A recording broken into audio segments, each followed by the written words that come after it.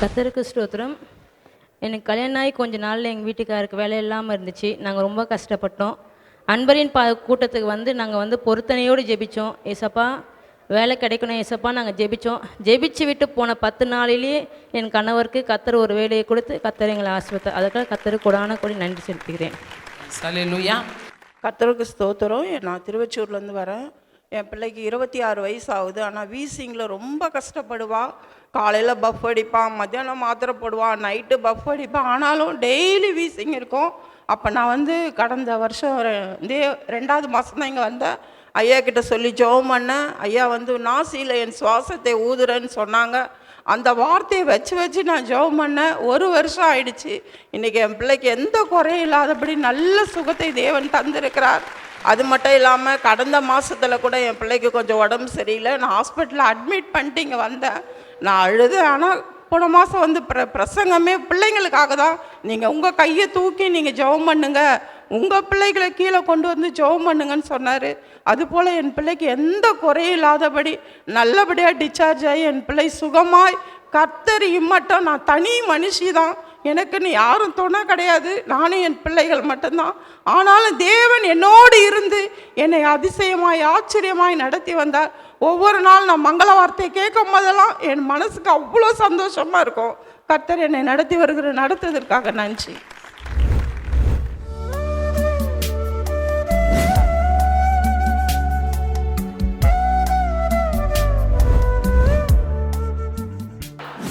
கிறிஸ்துவுக்குள் மிகவும் பிரியமான எனதருமை சகோதர சகோதரிகளே, நம்மை சிருஷ்டித்தவரும் நம்மை உண்டாக்கினவரும் நம்மை ஒருபோதும் மறந்து போகாதவருமாகிய இயேசு கிறிஸ்து இணையற்ற நாமத்தினால உங்கள் எல்லாரையும் வாழ்த்தி ஆசீர்வதிக்கிறேன். அல்லேலூயா.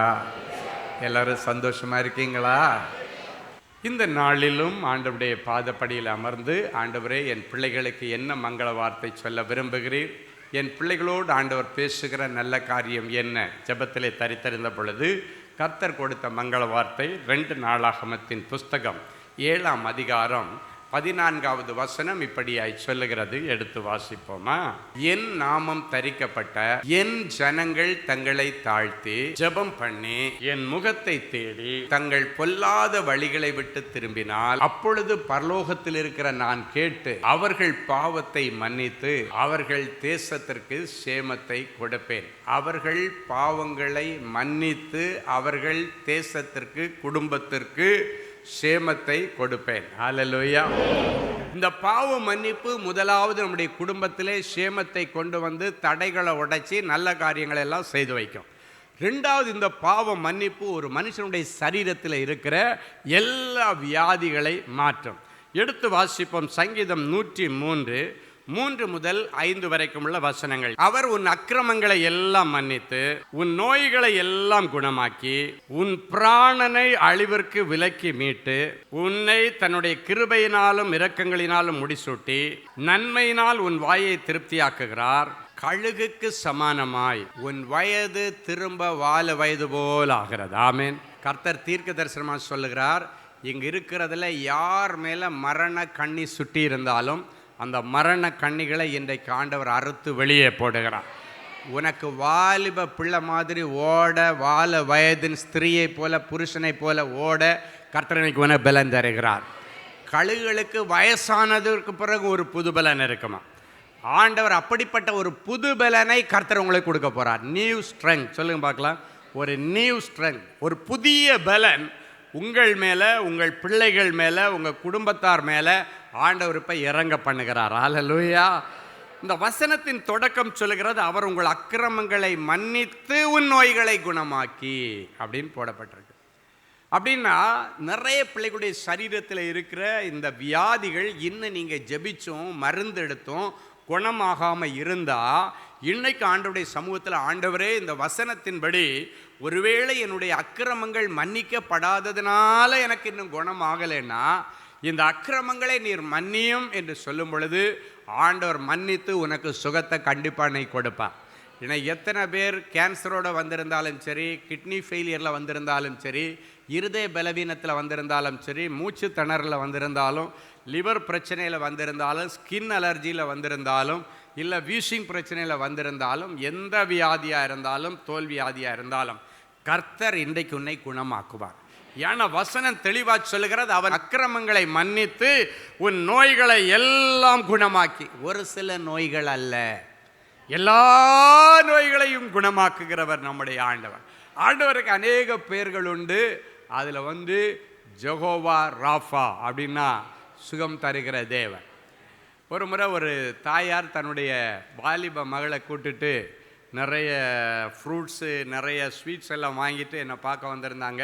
எனக்கு ஒரு நல்ல சூப்பரான ஒரு கோட் மெட்டீரியல் எல்லாம் எடுத்துகிட்டு என்னை பார்க்க வந்திருந்தாங்க. பார்க்கும்போதே தெரியுது இந்த பிள்ளைக்கு கல்யாணம் ஏதோ ஃபிக்ஸ் ஆகிடுச்சு, அதனால் நன்றி கடனாக எல்லாம் எடுத்துகிட்டு வந்திருக்கிறாங்க ஆண்டவருக்கு நன்றி சொல்லுவதற்கு அப்படின்னு சொல்லிட்டு அந்த அம்மாவுடைய முகத்தில் ஒரே சந்தோஷம். ஆனால் கல்யாணம் பண்ணிக்க போகிற பிள்ளையுடைய முகத்தில் ஒரே வாட்டம், ஒரு சந்தோஷமே இல்லை. முகம் என்னமோ இது கருகி போன முகம் மாதிரி இறுக்கமாக, ஒரு சந்தோஷமே இல்லை. பொதுவாக கல்யாண பேச்சு எடுத்தாலே ஒரே சந்தோஷமாக தான், அவங்க முகத்தில் ஒரே சந்தோஷமாக இருக்குது. அந்த சந்தோஷம் அவங்கள அறியாமல் உள்ளுக்குள்ளேருந்து வந்துடும். ஆமேன். ஆமாம். ஆனால் இந்த பிள்ளைக்கு கல்யாணத்துக்கு இன்னும் ஒரு வாரமாக 15 நாளாக தான் இருக்குது. ஆனால் அவளுக்கு மனசில் ஒரு சந்தோஷத்தை பார்க்க முடியலை. கொண்டு வந்து அம்மாவும் மகளுமாக கொடுத்தாங்க, எல்லாம் வாங்கி வச்சேன். அப்போ சொன்னாங்க, ஐயா பல வருஷமாக இவளுடைய திருமணம் தடைப்பட்டிருந்து அன்பரின் பாதத்தில் ஜெபிச்சு நீங்கள் சொன்ன வசனத்தின்படி ஆண்டவர் ஒரு அழகான வசனத்தை கொடுத்தார். அது ஏசாயா தீர்க்கதரிசியில் சொன்ன வசனம், உராய்ஞ்சுகிற ஒரு பட்சியை கிழக்கில் இருந்தும் என் ஆலோசனையை நிறைவேற்றுகிற ஒரு மனுஷனை தூர தேசத்திலிருந்து நான் வரவழைக்கிறவருமாயிருக்கிறேன். சொன்னேன், நிறைவேற்றுவேன், திட்டம் பண்ணினேன், செய்து முடிப்பேன்.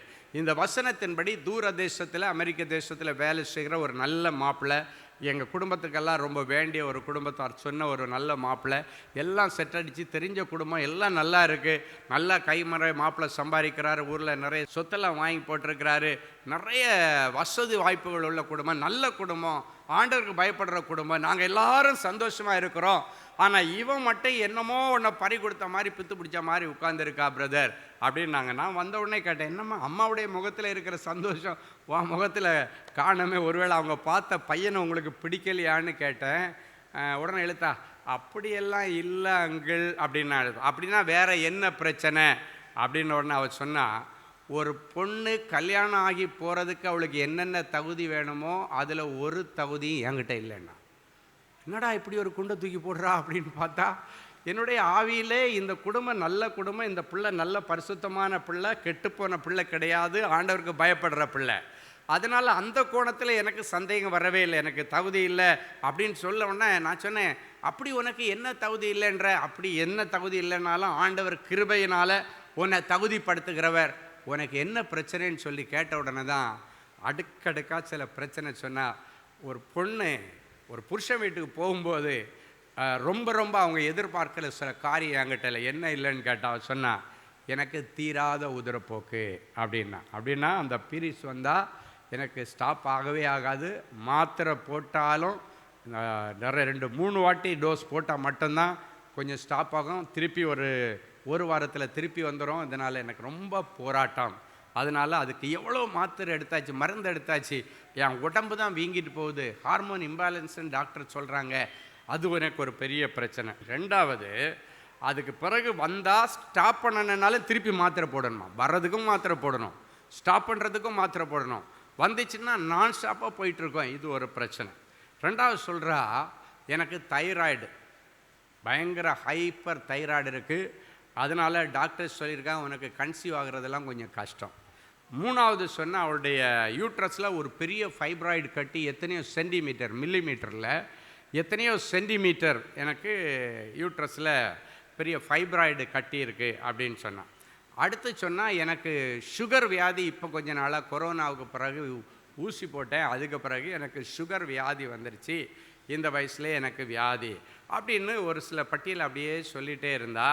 சொல்லிட்டு சொன்னால், இந்த லட்சணத்தில் என்னை கல்யாணம் பண்ணி கொடுத்தா என் புருஷன் வீட்டில் போனவங்க என்ன சொல்லுவாங்க, சீக்கு பிடிச்ச பொண்ணை கல்யாணம் பண்ணி வச்சுட்டாங்க, நோய் பிடிச்ச பொண்ணை என் தலையில் கட்டி வச்சுட்டாங்க அப்படின்னு சொல்லுவாங்க. அது எங்கள் அம்மா அப்பாவுக்கு ஒரு பெரிய வேதனையை கொண்டு வந்துடும். அதனால் எனக்கு கல்யாணம் வேண்டான்ற முடிவுக்கு வந்துட்டேன்.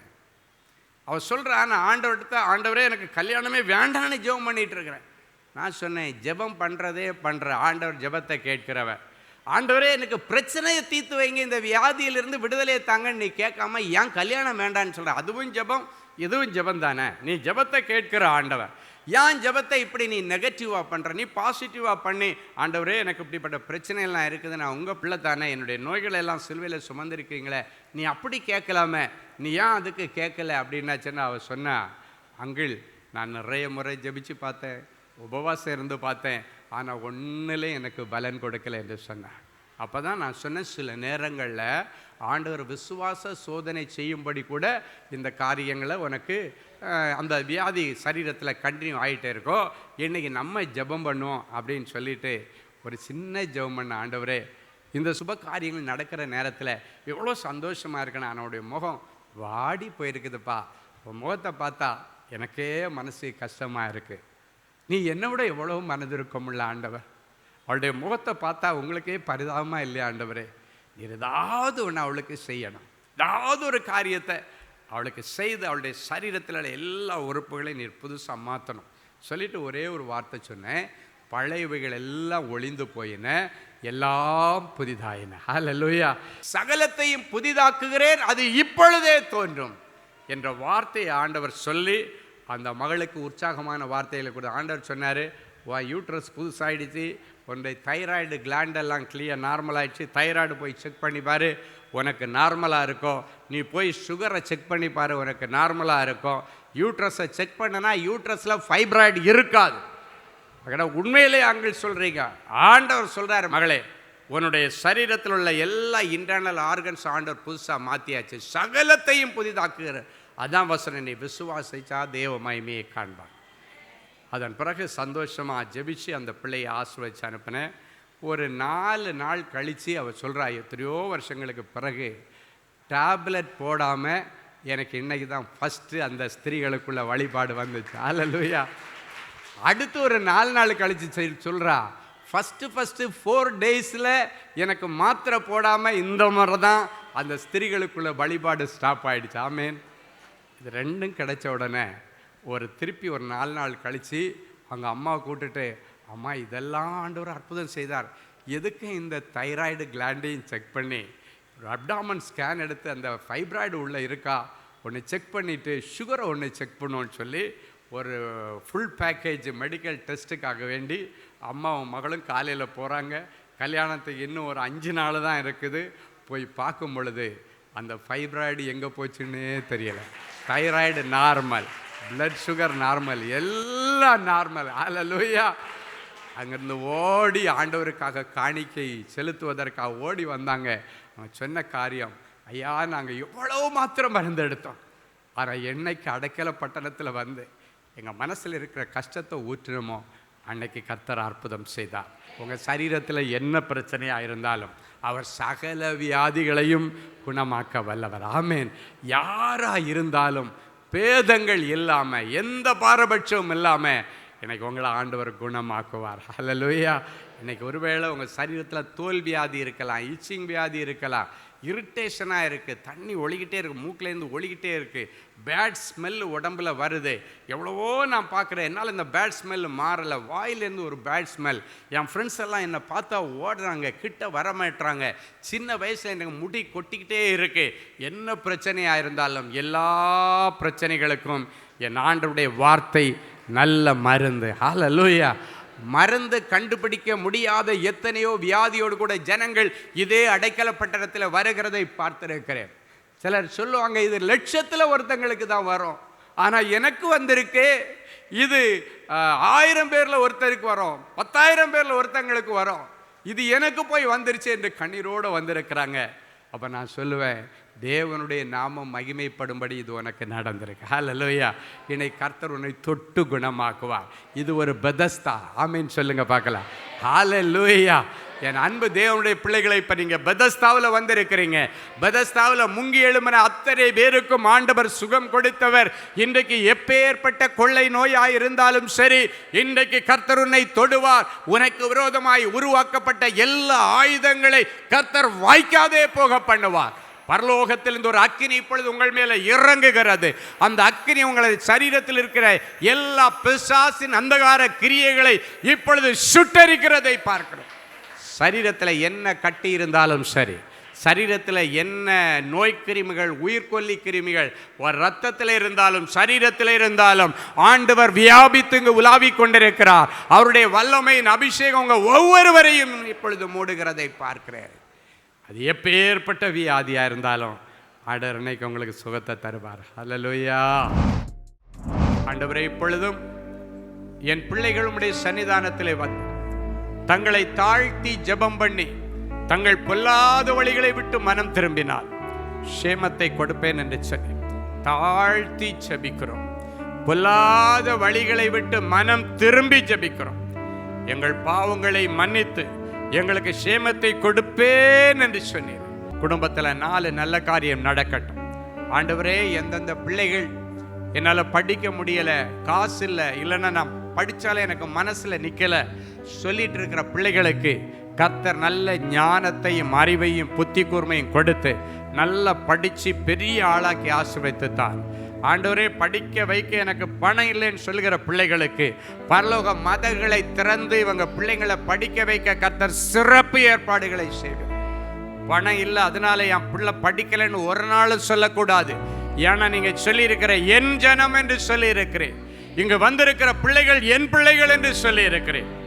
எனவே அதை நாங்கள் விசுவாசிக்கிற உங்கள் பிள்ளைகளுக்கு இனி அப்பத்திற்கோ தண்ணீருக்கோ பணத்திற்கோ ஃபீஸுக்கோ ஒரு குறையும் இருக்கக்கூடாது. என் பிள்ளைகள் கூடக்கூடிய மிச்சம் எடுக்கட்டும். நடக்க வேண்டிய சுப காரியங்கள் தடைப்பட்டிருந்தால் அந்த தடைகளை உடைச்சி ஜெபிக்கிறோம். பிள்ளைகளுக்கு நல்ல வரன்களை கொண்டு வார். ஆண்டவரே, பிள்ளைகளுடைய குடும்பத்தில் நல்ல திருமண காரியங்கள் நடக்கட்டும். அடைக்கப்பட்ட கற்பங்கள் திறக்கப்பட்டும். அநேக பிள்ளைகள் எனக்கு ஒரு கற்பத்தின் கனி வேண்டும் என்று ஏங்கி வந்திருக்கிறார்கள். ஆண்டவரே, இன்றைக்கு அடைக்கப்பட்ட கற்பங்களை திறந்து சங்கீதம் 17:14 பரலோகத்தின் திரவியத்தை அவருடைய கற்பத்தில் நீர் நிரப்புவீராக. என் பிள்ளைகள் புத்திர பாக்கியத்தினால திருப்தி அடைந்து பிறக்க போகிற பிள்ளைக்காக நீ சேமிப்பார்களாக. என் பிள்ளைகளுடைய கைகளின் தொழிலை ஆசீர்வதித்து சம்பத்தை பெருக பண்ணும். இவர்கள் செய்வதெல்லாம் இனி வாய்க்கட்டும் சுவாமி. எது செய்தாலும் எனக்கு விளங்கலேன்னு சொன்ன அந்த நிலைமை இன்னைக்கு முடிவுக்கு வரட்டும். இப்பொழுதும் என் பிள்ளைகளுடைய உழைப்பின் பலனை உறிஞ்சி கொண்டிருக்கிற பொல்லாத ஆவிகளிலிருந்து என் பிள்ளைகளுக்கு விடுதலை தருவீராக. ஆண்டவரே, என் பிள்ளைகளுடைய உழைப்பின் பலனை சாப்பிட்டு கொண்டிருக்கிற வெட்டுக்கிளிகள், பச்சை கிளிகள், முசுக்கட்டை பூச்சிகள் பட்சித்த வருஷங்களின் விளைவை திரும்ப என் பிள்ளைகளுக்கு தருவீராக. என் பிள்ளைகளுக்கு பணத்திற்கு ஒரு குறையும் இருக்கக்கூடாது. செல்வங்களுக்கு குறையே இருக்கக்கூடாது. கர்த்தர் மகிமையான காரியங்களை செய்வீராக. அது மட்டுமல்ல, நீர் சொன்னீர் பாவத்தை மன்னித்து அதன் பிறகு அவர்களுக்கு சுகம் கொடுப்பேன் என்று சொன்னேன். ஆண்டவரே, என் பிள்ளைகளுடைய சரீரத்தில் இருக்க எப்பேற்பட்ட கொள்ளை நோயா இருந்தால் எனக்கு விருப்பம் உண்டு. மகனே, மகளே, நீ சுகமாக தழும்புள்ள கரம் என் பிள்ளைகள் மேல வைத்ததற்காய் ஸ்தோத்திரம். டிவைன் ஹீலிங்கை தாங்கப்பா. சத்ரு என் பிள்ளைகளை தொடக்கூடாது. பிசாசின் அந்தகார கிரியைகள், திட்டங்கள் இயேசுவின் நாமத்தினால இன்றைக்கு அதமாக்கப்பட்டதற்காய் உமக்கு நன்றி. அது மட்டும் இல்ல, புது வாழ்வு கொடுப்பவரே, புது கிருபை தருபவரே உமக்கு நன்றி செலுத்துகிறோம். புது வாழ்வு தருபவரே, புது கிருபை கொடுப்பவரே, இன்று முதல் என் பிள்ளைகளுடைய வாழ்க்கையில் ஒரு புதிய அத்தியாயத்தை தொடங்கி வைப்பீரா. இவர்களும் இவர்கள் பிள்ளைகளும் இன்று முதல் என்னென்றைக்கும் நன்றாயிருக்கும்படி இவர்களை ஆசீர்வதித்து ஜபிக்கிறேன். இழந்து போன சகலத்தையும் திருப்பிக் கொள். ஆண்டவருடைய நாமத்தை உயர்த்த அடுக்கடுக்காய் அற்புதங்கள் நடக்கட்டும். சங்கிலி தொடர் அற்புதங்கள் நடக்கட்டும். இயேசுவின் மூலம் பிதாவே, ஆமென். Genesis Creations Media Academy-யில் 3 மாதங்களில் தொழிற்கல்வி சான்றிதழோடு video editing, videography, photography, drone piloting, studio recording, Photoshop, live streaming, live video mixing and live sound mixing ஆகிய தொழிற்கல்விகள் பயிற்றுவிக்கப்படுகிறது. புது தொழில் நுணுக்கங்களுடன் குறைவான கட்டணத்தில் நிறைவான தொழிற்கல்வி பெற்றுக்கொள்ள உங்கள் எதிர்கால கனவை நினைவாக்க எங்களது ஜெனசிஸ் கிரியேஷன்ஸை இன்றே தொடர்பு கொள்ளுங்கள். மேலும் விவரங்களுக்கு 7824850999 என்ற எண்ணை தொடர்பு கொள்ளுங்கள். கிறிஸ்துவுக்குள் அன்பானவர்களே, ஆண்டவராகிய இயேசு கிறிஸ்துவின் இனிய நாமத்தில் அன்பின் வாழ்த்துக்கள்.